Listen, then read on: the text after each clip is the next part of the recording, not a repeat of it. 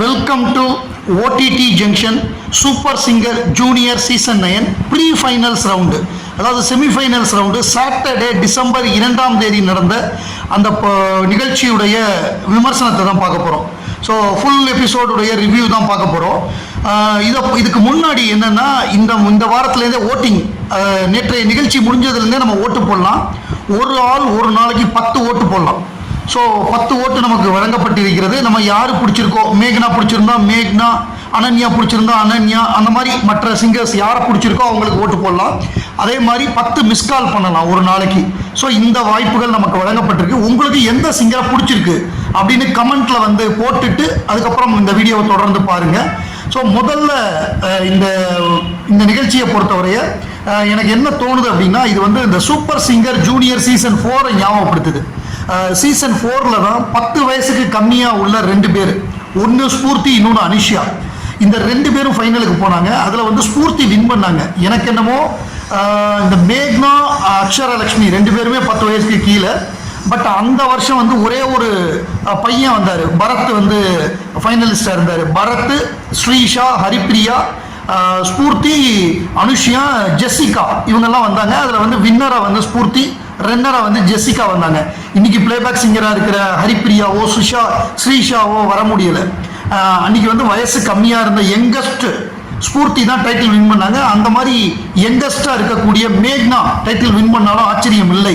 ஏன்னா அவங்க வந்து அவ்வளோ ஃபேன்ஸ் இருக்கு, அவங்களுக்கு அவ்வளோ திறமையாக பாடுறாங்க. சைல்டு ப்ராடிஜின்னு நம்ம சொல்கிற மாதிரி அவ்வளவு ஒவ்வொரு பாட்டையும் அவங்க வந்து அவ்வளவு அழகாக புரிஞ்சுக்கிட்டு, அந்த வரிகளை புரிஞ்சுக்கிட்டு, தமிழ் உச்சரிப்பு அவ்வளவு பிரமாதமாக இருக்குது, பிரில்லியண்ட்டாக இருக்குது. அவங்களுடைய வாய்ஸாக இருக்கட்டும், அவங்க பாடுற விதமாக இருக்கட்டும், எல்லாமே பிரில்லியண்ட்டாக இருக்குது. இதில் வந்து ஒரு விஷயம் நான் கூர்ந்து கவனித்ததில் ஒரு விஷயம் என்னென்னா, எல்லாருக்கும் 2 பேர் அவங்க ஃப்ரெண்ட்ஸ் வந்தாங்க, வந்து ஓட்டு போட சொல்லி ரிக்வஸ்ட் பண்ணாங்க, கிஃப்ட் கொடுத்தாங்க. ஆனால் மேக்னாக்கு யாருமே கூட்டு வரல. ஒருவேளை மேக்னா கூட்டு வர விரும்பலையா இல்லை என்னன்னு புரியல எனக்கு. சேனல் வந்து அவங்களுக்கு பர்மிஷன் கொடுக்கலையான்னு எனக்கு தெரியல. மற்ற எல்லாருமே 2 பேரை கூட்டு வந்தாங்க. நம்பர் 1. நம்பர் 2, அதாவது கெஸ்ட் 2 கெஸ்ட் வந்தாங்கல்ல, நம்ம திப்பு அவர்களும் ஹரிச்சரன் அவர்களும் வந்தாங்க. மற்ற சிங்கர்ஸ் பாடுறப்ப அவங்க இருந்தாங்க. கரெக்டாக மேக்னா பாடினதுக்கு அப்புறம் தான் அந்த 2 கெஸ்ட்டுமே உள்ளே வராங்க. இப்போ எனக்கு என்ன தோணுதுன்னா, ஏதோ இவங்களோடது தனியாக எடுத்த மாதிரி இருக்கு. மற்றவங்கெல்லாம் கெஸ்ட்டு முன்னாடி பாடட்டும், மேக்னா வந்து கெஸ்ட்டு முன்னாடி பாட வேண்டான்னு. பட் எப்படியும் மறுநாள் வந்து கெஸ்ட்டோட சேர்ந்து தான் பாட போகிறாங்க சண்டே எபிசோடில், அதை தடுக்க முடியாது.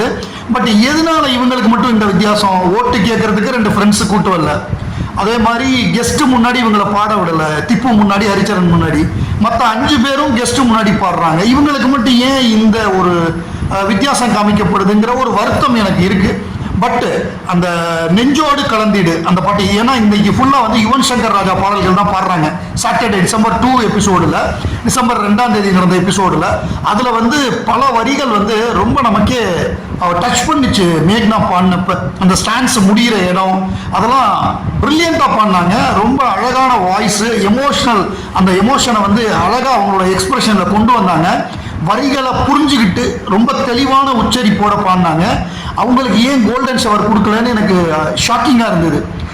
அந்தோனிதாசன் சொல்கிறாரு, போன வாரம் நீங்கள் பாடினது வந்து பெரிய விருந்து கொடுத்த மாதிரி இருந்தது, இந்த வாரம் நீங்கள் பாடுறது வந்து அதுக்கு டெசர்ட் கொடுத்த மாதிரி இருந்தது அப்படின்னு அவர் சொல்கிறாரு. டெசர்ட்னு அவருக்கு சொல்லலை, அவர் ஹோட்டலில் கொடுப்பாங்கன்னாரு. மேக்னா தான் டெசர்ட்டான்னு கேட்குறாங்க. ஸோ அப்போ டெசர்ட்டு பெரிய விருந்து நல்லா இருந்து கோல்டன் ஷவர் கொடுத்தீங்க, அப்போ இந்த டெசர்ட்டுக்கும் நீங்கள் கோல்டன் ஷவர் தானே கொடுத்துருக்கணும். இதுக்கு ஏன் கோல்டன் ஷவர் கொடுக்காம விட்டாங்கன்னு எனக்கு புரியல. உங்களுக்கு புரிஞ்சா நீங்க கமெண்ட்ல சொல்லுங்க. 2வதா ரிச்சா வந்து பாடினாங்க. ரிச்சா பாடினது வந்து தீனா படத்துலேருந்து வத்தி குச்சி பத்திக்காதுடா அந்த பாட்டு கவிஞர் வாலி எழுதியிருப்பாரு, எஸ்பிபி சார் பாடியிருப்பாரு, யுவன் சங்கர் ராஜா மியூசிக்கில். எஸ்பிபி சார் பாடுற மாதிரி அதில் 10% பாடினாலே பெரிய விஷயம். ஒரு பாட்டை வந்து எனாக்ட் பண்ணுறதுன்னு சொல்லுவாங்க. அந்த நடிகர் என்ன பண்ணணுங்கிறத வந்து தன்னுடைய குரல் மூலமாகவே அவர் பண்ணுவார். ஸோ அவர் வந்து அதனால தான் அவர் கிரேட்டஸ்ட் பிளேபேக் சிங்கர் அப்படின்னு சொல்கிறாங்க. அதிகமான பாடல்கள் பாடின பின்னணி பாடகர் அப்படின்னா எஸ்பிபி தான். எல்லா ஸ்டேட்டில் இருக்கக்கூடிய பெரிய ஹீரோஸ், அது வந்து என்ன சொல்கிறது, பழைய காலம் எம்ஜிஆர் காலத்திலேருந்து லேட்டஸ்ட்டாக வரக்கூடிய சிங்கர் ஆக்டர்ஸ் வரைய அவர் பாடியிருக்காரு. அவர் பாடாத மொழியே கிடையாது இந்தியாவில். அவ்வளவு பாடல்கள் பாடியிருக்காரு. எல்லாமே பெரும்பாலும் ஹிட்டு. 6 முறை தேசிய விருது வாங்கியிருக்காரு. வெவ்வேறு மொழிகள் 4 வெவ்வேறு மொழிகளில் அந்த சாதனை அவர் பண்ணியிருக்காரு. இவருக்கு அதிகமாக வாங்கியிருக்காருன்னா அது ஜேசுதாஸ் மட்டும்தான். கேஜே ஜேசுதாஸ் 8 முறை தேசிய விருது வாங்கியிருக்காரு. பட் அதிகமான பிளேபேக் பாடல்கள் பண்ணதுன்னா அது எஸ்பிபி தான். ஸோ அப்படிப்பட்ட எஸ்பிபியுடைய பாடல் கவிஞர் வாலி பிரமாதமாக எழுதுவார். அதுவும் ஹீரோவுக்கு வந்து எழுதுறதுன்னா அவரை மாதிரி எழுத முடியாது. எம்ஜிஆர்லேருந்து சிவகார்த்திகேயன் வரைய நீச்சலடி எதிர் நீச்சலடிங்கிற ஒரு பாடல் வரை எழுதினவர். அவர் இறக்கும் வரையில் கொடிகட்டி பிறந்தவர் கவிஞர் வாலி. அவருடைய பாடலை வந்து ரிச்சா வந்து சூப்பராக பாடினாங்க, ரொம்ப நல்லாவே பாடினாங்க. ஏன்னா இந்த பாட்டை இவங்க எப்படி ஒரு ஃபீமேல் வாய்ஸில் எப்படி பாட போகிறாங்க எஸ்பிபி சாரோட பாட்டை அப்படி நம்ம ஒரு இவங்க எப்படி பாடிட போகிறாங்கன்னு ஒரு ஆச்சரியம் இருக்கும் நமக்கு. நல்லாவே பாடினாங்க, சூப்பராக பாடினாங்க. அதற்கு அவங்களுக்கு கோல்டன் ஷவரும் வழங்கப்பட்டது. அடுத்ததா அக்ஷரா, எல்லாருக்குமே பிடித்த அக்ஷரா வந்து பாடினாங்க. அடடா மழடா அடமழடா பையா படத்துலேருந்து. அதே யுவன் சங்கர் ராஜா நா Muthukumar combination. So as usual ஒன்றும் சொல்கிறதுக்கு இல்லை, சிறப்பாகவே பாடினாங்க. எப்போதும் எப்படி நல்லா பாடுவாங்களோ அதே மாதிரி ரொம்ப திறமையாக ரொம்ப அழகாக டான்ஸ் ஆடிக்கிட்டே பாடினது வந்து சிறப்பாக இருந்தது. அவங்களுடைய 2 நண்பர்கள்னு சொல்கிறத விட 10 வயசுக்கு கீழே உள்ள 2 குழந்தைங்கன்னு தான் சொல்லலாம். அவங்க வந்து அவங்களுக்கு ஓட்டு கேட்டது, அவங்களுக்கு பிடிச்ச பாட்டு குச்சி குச்சி ராக்கமான்னு சொன்னதெல்லாம் ரொம்ப க்யூட்டாக இருந்தது. நம்ம இவங்க பாவனா சொன்ன மாதிரி 1000% க்யூட்டாக இருந்தது.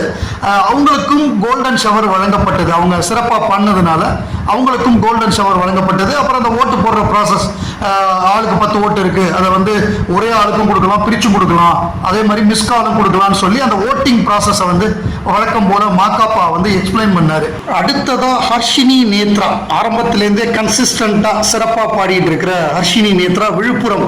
இவங்க வந்து நினைத்து நினைத்து பார்த்தேன், 7G ரெயின்போ காலனிலேருந்து அந்த பாடலில் யுவன் சங்கர் ராஜா மியூசிக்கில் நா முத்துக்குமார் வரிகளில் அந்த பாட்டை பாடினாங்க. ரொம்ப நல்லா பாடினாங்க. ஒவ்வொரு முறையுமே ரொம்ப சின்சியராக பாடுவாங்க. ரொம்ப டிஃப்ரெண்ட்டான வாய்ஸ் எல்லாம் சூஸ் பண்ணி பாடுவாங்க.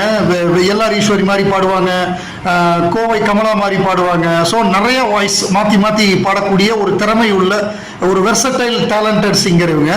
ஸோ இவங்க வந்து இந்த நினைத்து நினைத்து பார்த்தேன் அந்த பாட்டை வந்து ரொம்ப பிரில்லியண்ட்டாக பாடினாங்க. அதை கேட்டுட்டு ஹரிச்சரன் சொன்ன கமெண்ட் வந்து ரொம்ப நல்லா இருந்தது. அந்த 4 நிமிஷத்தில் டோட்டல் அந்த எமோஷனை வந்து கொண்டு வந்துட்டீங்க, ரொம்ப பிரில்லியண்ட்டாக இருக்குது உங்களோட ரெண்டிஷன், அந்த எக்ஸ்பிரஷன், அந்த பாட்டுக்கு என்ன தேவையோ அதை வந்து ரொம்ப அழகாக கொடுத்துட்டீங்க, ஃபைனலில் பார்க்கலான்னு சொல்லி வாழ்த்துனாங்க. அதே தான் நம்ம தமனும் பிரில்லியண்ட்டாக இருக்குன்னு சொல்லி இவங்களுக்கு வந்து ஹர்ஷினிக்கு வந்து கோல்டன் ஷவர் வழங்கி பாராட்டினாங்க. அடுத்ததாக அனன்யா வந்து மச் இம்ப்ரூவ்டு சிங்கர் இந்த சீசனில் அப்படின்னா அது அனன்யா தான். முதல் ரவுண்டு பார்த்ததுக்கும் இப்போ ஃபைனல்லையும் பயங்கரமான இம்ப்ரூவ்மெண்ட்டு. நல்ல பயங்கர ப்ராக்டிஸ் பண்ணி நல்ல ஹார்ட் ஒர்க் பண்ணி இந்த இடத்துக்கு வந்திருக்காங்க. ஸோ அவங்க பாடினது வந்து தாஸ் படத்துலேருந்து சாமி கிட்ட சொல்லிவிட்டேன் அந்த பாட்டு. அந்த பாட்டு பாடின விதம், அந்த எக்ஸ்பிரஷன், அந்த ஹை பிச்செல்லாம் எஃபர்ட்லெஸ்ஸாக பாடினது, வாய்ஸ் எல்லாமே ரொம்ப சூப்பராக இருக்குது. நம்ம இவர் சொன்ன மாதிரி, திப்பு சொன்ன மாதிரி ஒரு அடல்ட்டுக்கு இருக்கக்கூடிய அந்த வாய்ஸ் கேம்பர் இருக்குது. அதே மாதிரி அந்த வாய்ஸில் இருக்கிற சிசில் வேற லெவலில் இருக்குது. இந்த வாய்ஸ் டெக்னிக்கெல்லாம் எப்படி வேணாலும் இந்த வாய்ஸை வந்து கொண்டு போகலாம். நல்லா திறமையாக பாடுங்க, உங்களுக்கு வந்து நல்ல ஃபியூச்சர் இருக்குன்னு சொல்லி அவர் வாழ்த்தினாரு. ஸோ உடனே இம்மீடியட்டாக கோல்டன் ஷவர் வழங்கி பாராட்டினாங்க. ஸோ இவங்களுக்கும் கோல்டன் ஷவர் வழங்கப்பட்டது. அடுத்ததாக ஸ்ரீனிதா, ஃபர்ஸ்ட் ஃபைனலிஸ்டாக வந்தவங்க. ஏற்கனவே எஸ்பிபி சார் ரவுண்டில் வந்து டிராஃபி ஜெயிச்சவங்க. ஆரம்பம் முதல் 2-3 ரவுண்டில் வந்து கொஞ்சம் ஒரு மாதிரி தான் பாடினாங்க. பட் அதுக்கப்புறம் பயங்கரமான குரோத், இவங்க கன்சிஸ்டண்ட்டாக அடித்து நவத்திட்டு வந்துட்டாங்க.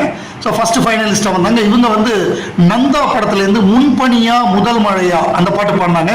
எஸ்பிபி சார் பாடின பாட்டு. ஸோ அந்த பாட்டை வந்து ரொம்ப பிரில்லியண்ட்டாக அழகாக பாடினாங்க. பிளாக் பஸ்டர் பர்ஃபார்மன்ஸ் அப்படின்னு தமன் சொல்கிற அளவுக்கு பாடினாங்க. அதே மாதிரி திப்பு அவர்களும் பாராட்டினாரு, ரொம்ப நல்லா பாடினீங்க அப்படின்னு சொல்லி பாராட்டினாரு. அவரோட ஃப்ரெண்டு, ஸ்ரீனிதாவோட ஃப்ரெண்டு, 4 வருட நண்பர் அப்படின்னு சொல்லி ஒருத்தர் வந்தார், ராகவ் அப்படின்னு அவரோட பேர். அவர் வந்து ஹிந்துஸ்தானி கற்றுக்கிறாரு அப்படிங்கிற மாதிரி சொன்னாங்க. உடனே அவரை பாட சொன்னாங்க. அவர் வந்து ஒரு ஹிந்துஸ்தானி சாங் ஒன்று பாடினார். அவரோட வாய்ஸும் பிரில்லியண்ட்டாக இருக்குது. அதாவது பெங்களூர்லேருந்து ஒருத்தர் வந்து கற்றுக் கொடுக்குறாரு, ஹூப்ளிலேருந்து வந்து கோயம்புத்தூருக்கு வந்து ஒரு குரு வந்து கற்றுக் கொடுக்குறாரு. ஸோ அவர்கிட்ட இவர் பாட்டு கற்றுக்கிறாரு அப்படிங்கிறதையும் தகவலை சொன்னார். நல்லா பாடினார். சில லைன் தான் பாடின வரைய நல்லா இருந்தது. 2 பேருக்கும் சேர்த்து கோல்டன் ஷவர் கொடுத்தாங்க. ஸோ அதோட அந்த சாட்டர்டே எபிசோடு டிசம்பர் 2ஆம் தேதிக்கான எபிசோடு முடிஞ்சது. ஸோ உங்களுக்கு எந்த சிங்கர் இந்த பாடின 6 பேர்ல யாரை பிடிக்கும் அப்படிங்கிறத கமெண்ட்ல வந்து போடுங்க. யார் டைட்டில் வின்னர் ஆகணும் அப்படிங்கிறதையும் நீங்க கமெண்ட்ல பதிவு பண்ணுங்க.